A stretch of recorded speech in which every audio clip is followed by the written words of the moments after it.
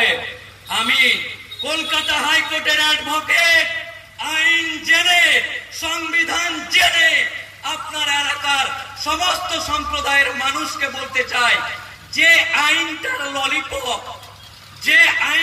Lollipop দেখে তিনি বলছেন যে আমরা এই জাতিগুলোকে ভারতের নাগরিক সাথে সাথে দিয়ে দিব, আর যে মঙ্গল গ্রহ, শ্রীলঙ্কা, পাকিস্তান, আফগানিস্তান, জম্মু, মানে যেখান থেকে আসুক তাদেরকে আমি নাগরিকতা দিব।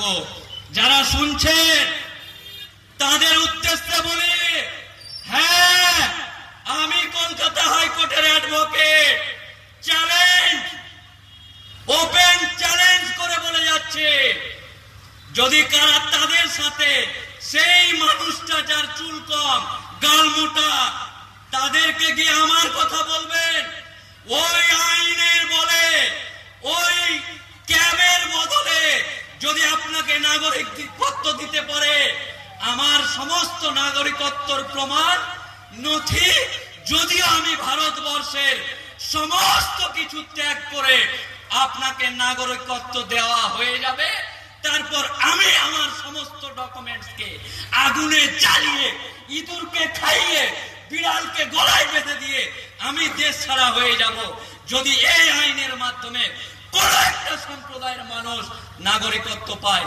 পাবে না। আইনের মারপ্যাচ, আইনের কলম সেখানে কিভাবে মারা আছে সেটা আমরা অন্তত জানি।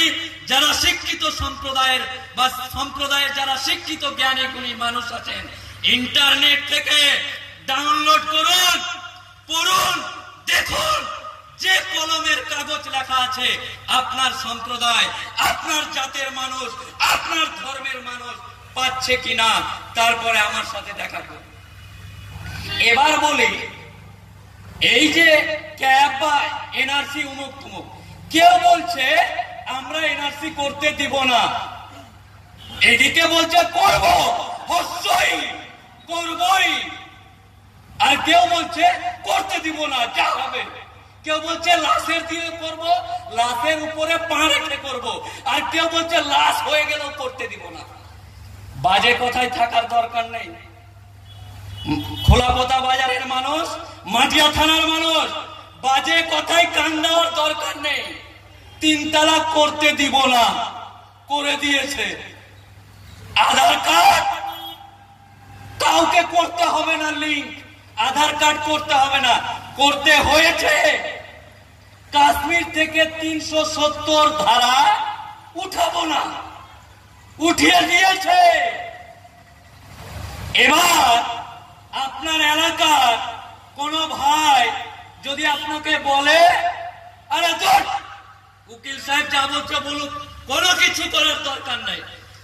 আমার সমস্ত ভাইদের উদ্দেশ্যে বলছি, আমি খুব পণ্ডিত, আমি খুব জ্ঞানী, আমি সব জেনে বসে আছি এটা নয়, কিন্তু বর্তমান ভারতের পরিস্থিতিটা অন্তত একটু হলেও জানি। 1 কলম হলেও পড়েছি, 2 কলম হলেও দেখেছি। তাই কারো কথায় কোন রকম ভাবে কান না দিয়ে একত্রিত হওয়ার আহ্বান জানাচ্ছি। হিন্দু, মুসলিম, জৈন, বৌদ্ধ, খ্রিস্টান, শিয়া, সুন্নি, হানি, ডোম, মেথর, যে যে জাতের হোক, যে যে সম্প্রদায়ের হোক, যে যে বর্ণের হোক, যে যে কোয়ালিটির হোক, মাস্টার, ডাক্তার, হাকিম, মুক্তার, মৌলভী সাহেব, মহারাজ সাহেব, সবাই একত্রিত হতে হবে।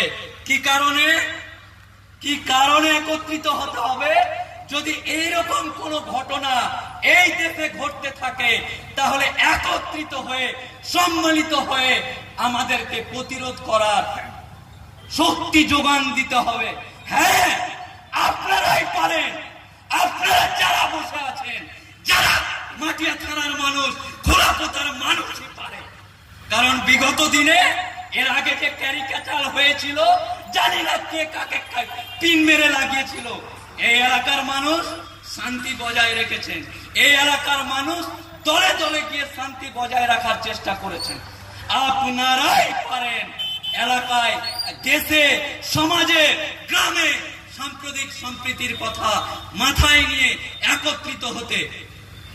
এবার এনআরসির কবল থেকে, এনআরসির চক্কর ফক্কর থেকে কিভাবে নিজেকে বাঁচাবে, তার জন্য সবার আগে